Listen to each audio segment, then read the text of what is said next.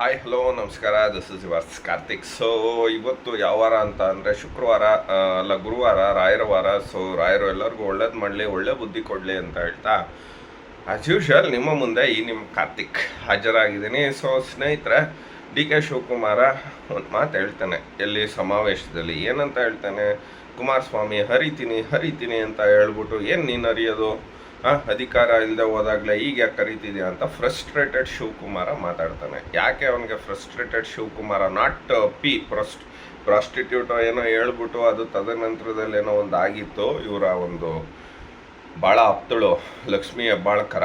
So ಇಲ್ಲಿ ನೋಡಿ, frustrated ಅಂದರೆ ಅಸಹಾಯಕತೆ, ಮತ್ತು ಇದು ಏನಂತಾರೆ ಫ್ರಸ್ಟ್ರೇಟೆಡ್ ಅಂದರೆ ಇದು ಏನೋ ಕೈಯಲ್ಲಿ ಆಗದೆ ಇದ್ರು ಮೈಯೆಲ್ಲ ಪರ್ಚ್ಕೊಂಡ್ರು ಅಂತ ಅಂತಾರಲ್ಲ, ತನ್ನ ಒಂದು ಸಿಟ್ಟನ್ನ ಅಲ್ಲಿ ಪ್ರದರ್ಶಿಸ್ತಾನೆ. ಕಾರಣ ಏನು ಅಂದರೆ ಅವನು ಸಿ ಎಮ್ ಆಗಕ್ಕೆ ಬಿಡೋದು ಇಲ್ಲ. ಒಂದು ಎರಡನೇದು, ಅವನಂತೂ ಆಗಲ್ಲ. ಇಳಿದ್ರೆ ನನ್ನದರ್ದನ್ ಜಿ ಪರಮೇಶ್ವರ ಆ್ಯಂಡ್ ದೊಡ್ಡಕರ್ಗೆ ಇಬ್ಬರಲ್ಲೊಬ್ರನ್ನ ಮಾಡ್ತಾರೆ. ಅದನ್ನು ಒಂದು ಕಡೆ ಬಿಟ್ಬಿಡೋಣ. ಹೌದಪ್ಪ, ನೀನು ಯಾರನ್ನ ಹರಿದಿದೆಯೋ, ಏನೇನು ಹರಿಸ್ಕೊಂಡಿದೆಯೋ, ಯಾರಿಗೆ ಹರಿಸಿದೆಯೋ ನಮಗಂತೂ ಗೊತ್ತಿಲ್ಲ ಕಣೆ. ಕುಮಾರಸ್ವಾಮಿಯವರು ತನ್ನ ನಿಜವಾದಂಥ ಬೆವ್ರನ್ನ ಹರಿಸಿ ಬಡವ್ರಿಗೆ ಪ್ರೀತಿ ಪ್ರೇಮ ಒಂದು ಇದನ್ನು ಹರಿಸಿ ತನ್ನ ಕೆಲಸವನ್ನು ನೀನು ಹೇಳ್ತೀಯಲ್ಲ ಹರಿದಿದ್ದಾರೆ. ನೀನು ಯಾವ್ಯಾವ ರೀತಿ ಹರ್ಕೊಂಡಿದೆಯೋ ಗೊತ್ತಿಲ್ಲ. ಆದರೆ ಒಂದಂತೂ ನಿಜ, ಹೌದು ಕುಮಾರಸ್ವಾಮಿಯವರು ಹರಿದಿಲ್ಲ. ಆದರೆ ನೀನು ಹುಚ್ಚಿನ ಥರ ಬಟ್ಟೆನ ಹರ್ಕೊಂಡು ಇಡೀ ಬಿಡದಿ ರಾಮನಗರ ಮಾಗಡಿ ಎಂಟೈರ್ ಕರ್ನಾಟಕ ಓಡ್ತೀಯ. ನಾಚಿಕೆ ಆಗಲ್ವಾ ಶಿವಕುಮಾರ್ ಅವರೇ? ಹರಿತೀನಿ ಅಂತ ಅಲ್ಲ, ನಿನ್ನ ಅದು ಒಂದು ಸಂಸ್ಕಾರ ಹೇಳ್ಕೊಡುತ್ತೆ. ನೀನು ಯಾರ ಜೊತೆ ಇದ್ದವನು?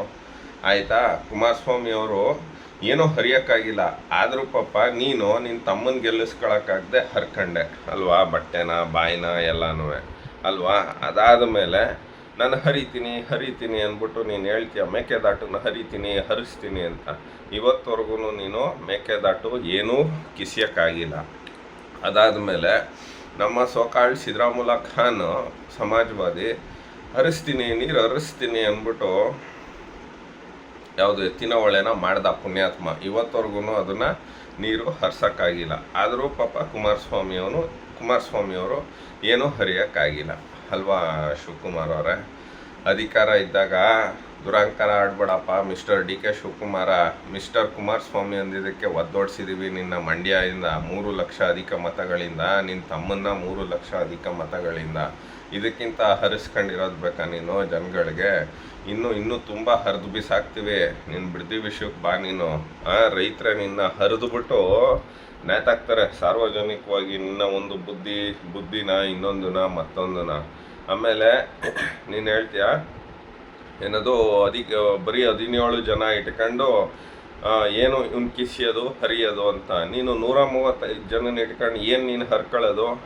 ಬಾಯ್ನ ನಾನು ಸಿ ಎಮ್ ಆಗ್ತೀನಿ, ನನಗೆ ಪೆನ್ನು ಪೇಪರ್ ಕೊಡಿ, ಇನ್ನೊಂದು ಕೊಡಿ ಇತ್ಯಾದಿ. ಅಲ್ಲೋಗಿ ಹರಿ. ಯಾರ ಹತ್ರ? ನಿನ್ನ ಸೋನ್ಯಾ ಇಟಲಿ ಲೇಡಿ, ಅವನು ಯಾರೋ ಮಿಕ್ಸ್ಡ್ ಬ್ರೀಡು ರಾಹುಲ, ಅವ್ರ ಹತ್ರ ಹೋಗ್ಬಿಟ್ಟು ಹರ್ಕೋ. ದಯವಿಟ್ಟು ನನ್ನನ್ನು ಸಿ ಎಮ್ ಮಾಡಿ ಅಂತ ಏನೋ ಭಿಕ್ಷೆ ಹಾಕ್ಬೋದು. ನಿಮ್ಮ ಯೋಗ್ಯತೆಗೆ ನೀನೊಬ್ಬ ಡೆಪ್ಟಿ ಸಿ ಎಮ್ಮು. ನಿಮ್ಮ ಯಾಸಕ್ಕಿಷ್ಟು ನೀನು ಏನಯ್ಯ ನೀನು? ಒಕ್ಲಿಗರು ಕೊಡಲ್ವಾ? ನನಗೂ ಪೆನ್ನು ಪೇಪರು ಅಂದೆ. ಇವತ್ತು ಒಕ್ಲಿಗರು ಭೂಮಿಗೆ ಕನ್ನ ಹಾಕಿದೆಯಲ್ಲ, ಅದೇನೋ ಆಗಲ್ಲ, ಅದು ಇಡ್ತಾರೆ ನಿನಗೆ ಸರಿಗೆ. ನಿನ್ನ ಕೈಲಿ ಏನೂ ಆಗೋದಿಲ್ಲ. ಬರೀ ಹರಿಯೋದೊಂದು ಗೊತ್ತು, ಇನ್ನೊಂದು ಈ ಥರ ಮಾಡೋದು ಗೊತ್ತು, ದುಡ್ಡು ಹೊಡೆಯೋದೊಂದು ಗೊತ್ತು. ಭ್ರಷ್ಟ ನೀನು. ಜೈಲಿಗೆ ಹೋಗಿ ಬಂದು ಗಿರಾಕಿ ಅಲ್ವಾ ಮಿಸ್ಟರ್ ಡಿ ಕೆ ಶಿವಕುಮಾರ. ದಯವಿಟ್ಟು ಸ್ನೇಹಿತರೆ, ನಾನು ಹೇಳೋದಿಷ್ಟೇ, ಇಂಥ ಅಯೋಗ್ಯನ ಬಾಯಿಗಳಲ್ಲೇ ಇಂಥ ಪದಗಳು ಬರೋದು. ಆಯಿತು, ಅವನು ಆಡಲಿ, ಅವನಿಗೂ ನಮಗೂ ವ್ಯತ್ಯಾಸ ಇರೋದಿಲ್ಲ. ಆದರೆ ಅವನ ಭಾಷೆಯಲ್ಲೇ ಉತ್ತರ ಕೊಡಬೇಕು ಅಂತ ಹರಿತೀನಿ ಅಂತ ನಾನು ಇಷ್ಟೊತ್ತು ಮಾತಾಡಿದೆ. ಒಂದು.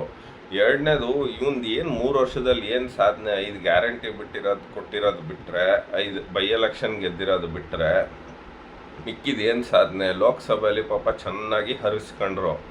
ಅದು 9 ತಗೊಂಡ್ರು. ಅದೇನೋ ಬಿಡಿ, ಪ್ರಜ್ವಲ್ ರೇವಣ್ಣಂದು ಒಂದು ಲೆಸ್ಸು ಈ ಲೆಕ್ಕ ನೋಡಿದ್ರೆ 8. ಅದು ಬಿಟ್ಟರೆ ಏನು ನೀನು ಹರಿಯೋದು?